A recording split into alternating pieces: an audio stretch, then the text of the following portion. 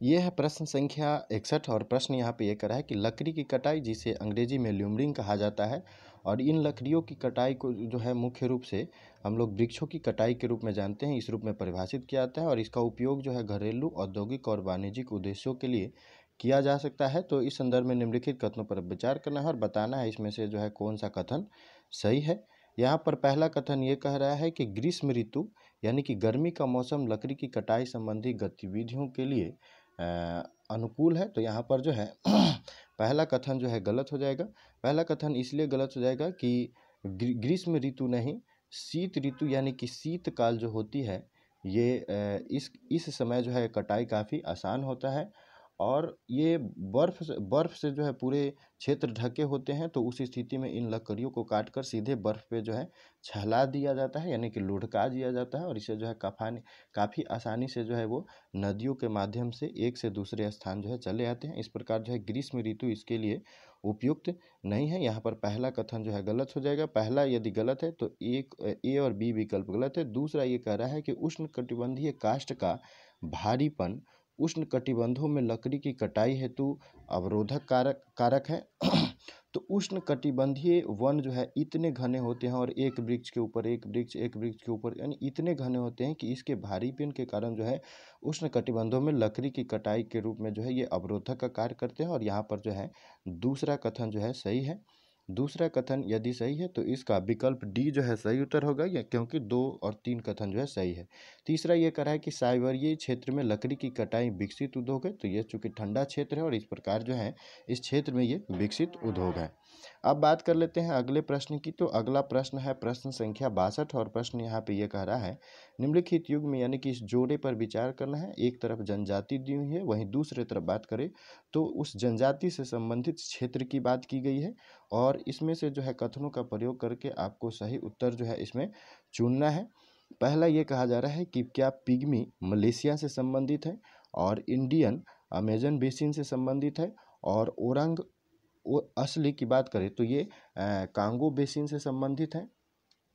तो Amazon basin में जो है इंडियन जो है निवास करते हैं और यहाँ पर जो है दूसरा विकल्प तो है सही है, क्योंकि ये जो है अमेजन बेसिन में जो इंडियन होते हैं ये जंगली रबर का जो है कलेक्शन करते हैं, जंगलों से जंगली रबर का कलेक्शन करते हैं। यहाँ पर जो है दूसरा विकल्प सही है और दूसरा यदि सही है तो यहाँ पर जो है विकल्प ए गलत हो जाएगा।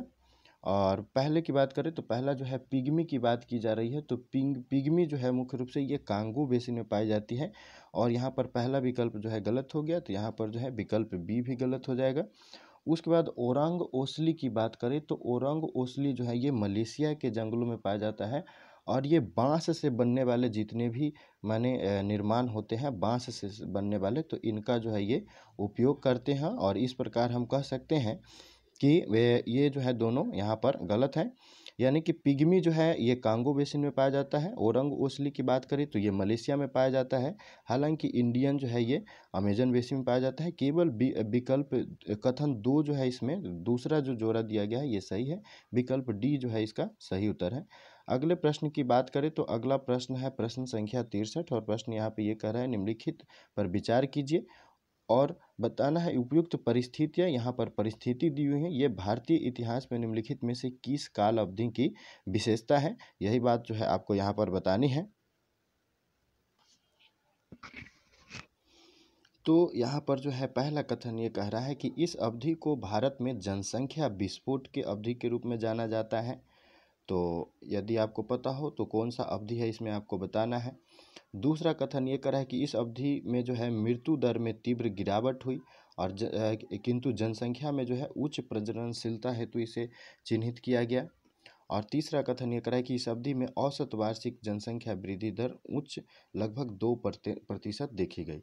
तो 1951 से लेकर 1981 तक का जो है एक ये ऐसा समय रहा है कि इस समय जो है हमारा देश भारत 1947 में आज़ाद हो गया था और उसी के साथ साथ जो है स्वास्थ्य सुविधाओं का जो है भी जो है काफ़ी विकास हो गया था और इनके विकास होने से जो है लोगों की मृत्यु दर में जो है गिरावट आती है और प्रजननशीलता बढ़ती है। तो 1951 से लेकर 81 में इन 30 वर्षों में जो है जनसंख्या में काफ़ी वृद्धि देखी गई और इस प्रकार जो है हम कह सकते हैं कि 1951 से 81 के जो समय रहा है, इस समय का जो है यह परिस्थितियों को प्रदर्शित कर रहे हैं और इस प्रकार जो है इसका विकल्प सी जो है सही उत्तर है।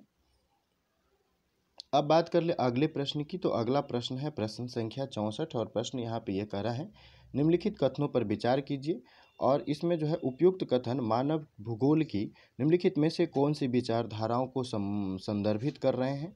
तो ये बात जो है इस कथन में बताने हैं। पहला कथन ये कह रहा है कि आदिम मानव समाज प्रकृति की प्रबल शक्तियों से अत्यधिक प्रभावित था। तो यहाँ पर जो है पहला कथन जो कह रहा है कि आदिम मानव समाज प्रकृति की प्रबल शक्तियों से अत्यधिक प्रभावित था। दूसरा ये कह रहा है कि तकनीकी विकास का जो स्तर था वो नीचा था एवं मानव प्रकृति के प्रकोप से भयभीत होते थे। और तीसरा कथन ये कह रहा है कि एल एन सैंपल मानव भूगोल की इस विचारधारा के जो है प्रतिपादक थी। अभी लगेगा 5-7 मिनट लगेगा। अभी की जा रही है पर्यावरणीय निश्चयवाद की और बी जो है यहाँ पर इसका बी जो है इसका उत्तर सही है, क्योंकि मानव भूगोल को बात करें तो सिद्धांततः जो है मानव भूगोल को 4 भागों में बांटा गया है, जिसमें जो है एक संभववाद की बात करता है जो कि आप यहाँ देख पा रहे हैं, और ये जो है इसका सही उत्तर नहीं है, क्योंकि संभववाद में जो है प्रकृति मानवों को कई प्रकार की संभावनाएं प्रदान करती है और मानव प्रौद्योगिकी और विकास के स्तर पर निर्भर रहते हुए उनमें जो है वो किसी का भी चुनाव करता है। और विडाल डी ब्लास जो है इनके इस सिद्धांत के प्रतिपादक हैं। तो यहाँ पर जो है संभववाद नहीं है। दूसरा जो है इस प्रश्न का सही उत्तर है कि इसमें जो है ये तीनों स्थितियाँ होती हैं। तीसरे की बात करें तो तीसरा जो है सांस्कृतिक निश्चयवाद की बात की जा रही है, और सांस्कृतिक निश्चयवाद की बात करें तो ये जो है भविष्य के मानव गतिविधियों और राष्ट्र की स्थिति को निर्धारित करता है। और जैसे मार्क्स के आर्थिक सिद्धांत की बात करें तो ये जो है इससे सांस्कृतिक निश्चयवाद से संबंधित है। वहीं चौथे नव निश्चयवाद की बात करें तो नव निश्चयवाद जो है इसके जो प्रतिपादक हैं वो ग्रिफिथ टेलर हैं, और इसमें जो है रुको और जाओ यानी कि स्टॉप एंड गो डिटर्मिनिज्म के नाम से भी इसे जाना जाता है। हालांकि प्रश्न में जो परिस्थितियाँ दी गई हैं ये पर्यावरणीय निश्चयवाद की है। विकल्प बी जो है यहाँ इसका सही उत्तर है। अब बात कर लेते हैं अगले प्रश्न की, तो अगला प्रश्न है प्रश्न संख्या 65। प्रश्न यहाँ पे ये कह रहा है, मयूरभंज, कुद्रेमुख और बैलाडीला के स्थलों में क्या एक समान है। तो ये तेल के क्षेत्र है, तो यहाँ पर जो है ये कहना गलत है कि ये तेल के क्षेत्र है। ये भारत में लौह अयस्क की पेटियां हैं, तो यहाँ पर जो है बी जो है इसका सही उत्तर होगा कि ये जो है लौह अयस्क की पेटियों को जो है मयूरभंज उड़ीसा, कुद्रेमुख कर्नाटक और बैलाडीला छत्तीसगढ़ में ये जो है लौह अयस्क की पेटियां हैं। तो यहाँ पर जो है विकल्प बी इसका सही उत्तर है। अब बात कर लेते हैं अगले प्रश्न की, तो अगला प्रश्न है प्रश्न संख्या 66 और प्रश्न यहाँ पे ये कह रहा है, प्रायः सुर्खियों में रहने वाली स्पेशल 301 जो रिपोर्ट है ये रिपोर्ट किससे संबंधित है। जो हमेशा सुर्खियों में रहती है स्पेशल 301 रिपोर्ट, ये क्या है। तो स्पेशल 301 जो रिपोर्ट है ये ऐसे व्यापारिक भागीदारों का निर्धारण करती है जो पर्याप्त या प्रभावी रूप से बौद्धिक संपदा अधिकारों का संरक्षण या प्रवर्तन नहीं करते हैं, या ऐसे अमेरिकी नवोन्मेषकों या सृजनकर्ताओं को बाजार की अभिगमता प्रदान नहीं करते हैं, और ये जो है ये जो अपने बौद्धिक अधिकारों के संरक्षण पर निर्भर होते हैं। तो यहाँ पर जो है पूछा गया है कि कौन जो है इसमें सही विकल्प है। तो यहाँ आप देख रहे हैं विकल्प सी जो है अमेरिका के व्यापारिक भागीदारों से, जो कि ये जो 301 संबंध है ये अमेरिका के व्यापारिक भागीदारों से संबंधित है जो कि बौद्धिक संपदा अधिकारों का पर्याप्त रूप से परिवर्तन नहीं करते या अमेरिका के लिए बाजार अभिगम्यता का निषेध करते हैं, और विकल्प सी जो है यहाँ पर इसका सही उत्तर है। अब बात कर लेते हैं अगले प्रश्न की, तो अगला प्रश्न है प्रश्न संख्या 67। प्रश्न यहाँ पे ये कह रहा है कि किसी निश्चित समयावधि में निम्नलिखित में से कौन सा एक निर्दिष्ट क्षेत्र की जनसंख्या की वास्तविक वृद्धि शब्द का सर्वश्रेष्ठ वर्णन करता है। तो ये किसी निश्चित यानी कि निश्चित समयावधि में निर्दिष्ट क्षेत्र की जनसंख्या की वास्तविक वृद्धि का सर्वश्रेष्ठ वर्णन कौन करेगा। तो यहाँ पर यह ध्यान देना है कि समय जो है यहाँ पे निश्चित है, और यह जो है प्रवासन के साथ साथ जन्म मृत्यु के कारण किसी क्षेत्र के निवासियों की संख्या में परिवर्तन को जो है यह संदर्भित करेगा। ये जो है किसी निश्चित समयावधि में एक निर्दिष्ट क्षेत्र की जनसंख्या की वास्तविक वृद्धि को जो है ये प्रदर्शित करेंगे, और इस प्रकार जो है यहाँ विकल्प सी जो है इसका सही उत्तर होगा। अगले प्रश्न की बात करें तो अगला प्रश्न है प्रश्न संख्या 68। प्रश्न यहाँ पे ये कह रहा है कि जनोपयोगी सेवाओं के संदर्भ में निम्नलिखित कथनों पर विचार कीजिए और उपयुक्त कथनों में से जो कौन सा कथन जो है यहाँ पर सही है ये आपको बताना है। तो पहला कथन ये कह रहा है कि ये आम जनता के लिए दैनिक आवश्यकता की आवश्यक वस्तुओं और सेवाओं की आपूर्ति में संलग्न व्यवसाय है।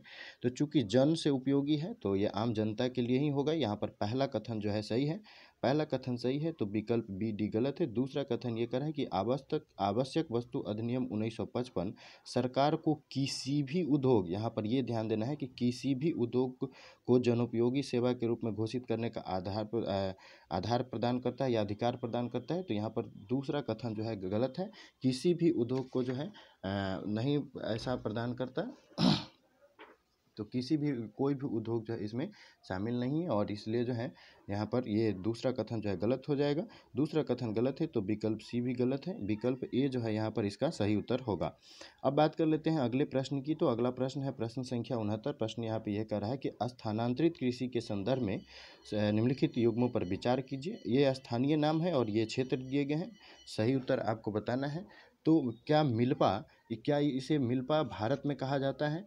तो बिल्कुल नहीं, अफ्रीका और मध्य अमेरिका में जो है इसे मिल्पा के नाम से जाना जाता है। और यहाँ पर जो है एक विकल्प गलत है, एक गलत है, तो यहाँ पर जो है सीधा इसका उत्तर निकल के आ जाएगा कि 2-3 जो है इसमें सही है। इसका मतलब टोंगिया, जो कि म्यांमार में इसे टोंगिया के नाम से जाना जाता है। लडांग की बात करें तो इसे मलेशिया में जो है इसे लाडांग के नाम से जाना जाता है। वहीं पूर्वोत्तर भारत में बात करें तो यहाँ मिल्पा नहीं, इसे झूम के नाम से जाना जाता है।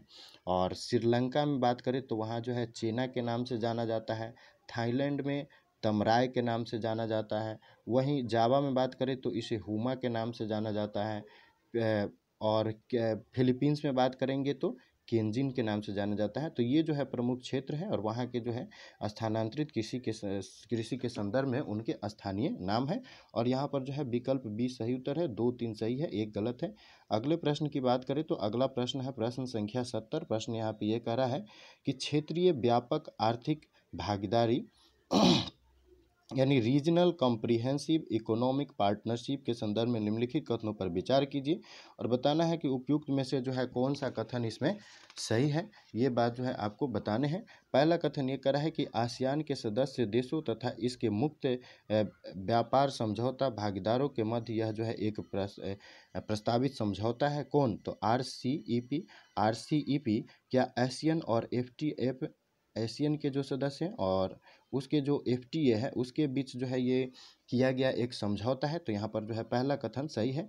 दूसरा कथन ये कर रहा है कि इस समझौते का उद्देश्य वस्तुओं के साथ साथ सेवाओं के भी व्यापार को आच्छादित करना है, यानी कि कवर करना है। तो यहाँ पर दूसरा कथन भी जो है सही है। तो यहाँ पर जो है 70 का जो है उत्तर विकल्प सी होगा, क्योंकि यहाँ पर जो है 1-2 दोनों जो है यहाँ पर सही है। तो इस बात को जो है आपको यहाँ पर ध्यान रखनी है। चलिए।